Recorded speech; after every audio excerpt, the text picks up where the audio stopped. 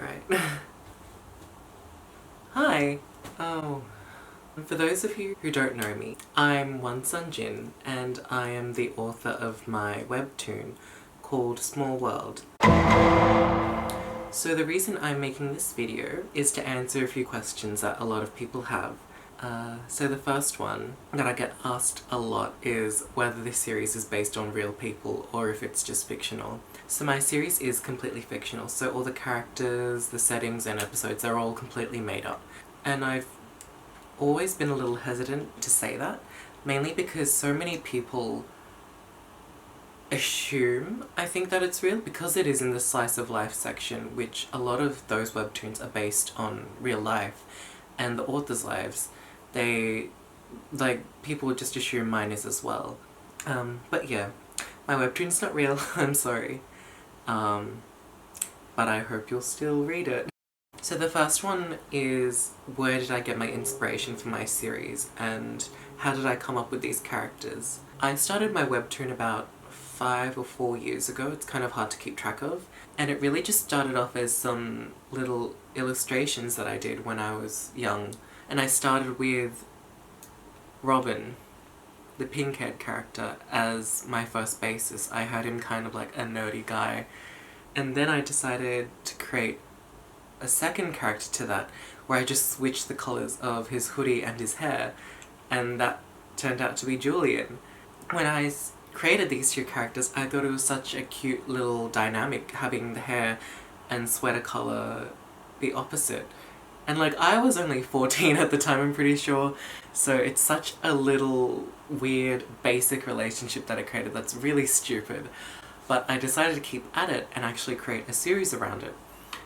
So I had to think about what the series was actually going to be about, how I was going to do it, and considering how little time I had, because I was a student, I decided that I'd much rather prefer to do it as like a sitcom almost, where each individual episode could stand by itself. And from there I decided to make it more like a comedic series between these two people, their relationship, and maybe branch off into other characters and their relationships, but keep it relatively small. In terms of the story and episodes, where I get my ideas for these episodes, so usually where I get my ideas is really just from what I watch and from what I read.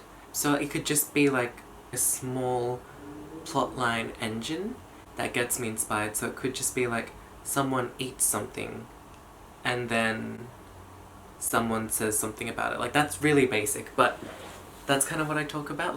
But I really like that little interaction that they had, so I'll make it my own and make it relevant to my characters. Something I also get my ideas from is from my actual life and my experiences. So a lot of the episodes that I've drawn have actually come from funny moments from my life. So in a way, my webtoon is kind of based on real life, but only to the fact that the plot is from funny moments from my own life. But by no means is it based on reality. Another question I get is, or type of question I get, is about the actual storyline and plot of my webtoon series. And every time I have to answer that question, I usually just say, I don't know. And that's literally being honest, because I don't know.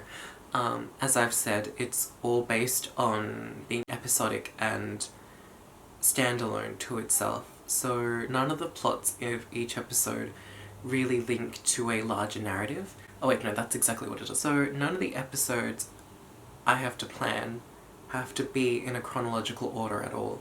So I don't have to think about the future and the grand future, which means when someone asks me, are they going to get married, are they going to have a kid, are they going to have this, I honestly don't know, because I haven't figured it out yet. Because I'm constantly growing with it, and I'm constantly thinking of ideas, and whether I want this kind of future or this kind of future, it's really up to me, and I don't have to make that decision right away. Jesus Christ. So I'm sorry that I can't tell you much more about the future, but as long as you treat it like... Oh, that's probably why people get confused. So I kind of treat it like not knowing what my future's gonna be like.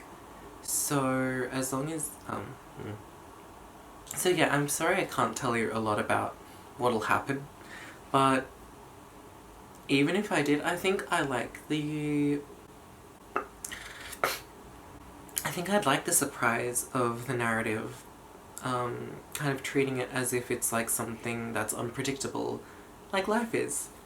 Yeah.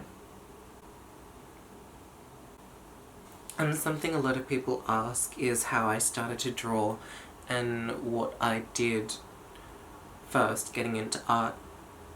I think every kid likes to draw. I think like at a really young age everyone likes to make marks and do stuff with their hands because they've just started to explore like this world. They're like young, like energetic. And that's kind of what I did. I liked art, I liked drawing. But when I got into high school, it was kind of something that was like, well, what can I do with it really? Like, I can draw, but like, there's not a lot I can do. But then that's when a friend of mine actually said I should get an Instagram account. And when I did, a whole world of art just opened up. Like, there were so many artists and drawers on Instagram, and they were famous. Like, they could actually make a living out of it. So I decided that could be something that I'd like to do, perhaps. Like not to that level maybe, but to get an account and post stuff that I did. And that's what really got me started into focusing on my drawings. I remember a lot of what I did was just with pencils, and then I saw an artist use these things called Copic markers, and I said I really wanted to use those. So that's when I decided to expand my arsenal of materials. And from there I just kind of kept building on, like, I really want to do this and this and this and this and just try everything. And that's how I started, really, basically. And then just from there I've been practicing and learning more and more, and just kept going because it's something that I wanted to do. If it wasn't for a profession, I still wanted to do it for my own personal growth because I just really like to do it. It's something that I really like to do. So those are all the big questions that I've had over the time of writing my series. I'm sorry if there is something that you've always wanted to know and I didn't answer it today. So I hope that I can create more videos in the future where I can actually talk to my audience and maybe even get better at it, because filming this video has been one of the weirdest experiences. I honestly don't know how YouTubers do it, but I guess they've gotten used to it and I'd have to get used to it too. It's really, for those of you who have created videos before, talking to a camera, you know how intimidating it is with this huge lens just staring at you, and you kind of feel really self-conscious about everything you're doing, and you don't get any feedback. So it's like having a conversation with yourself, and it's really weird.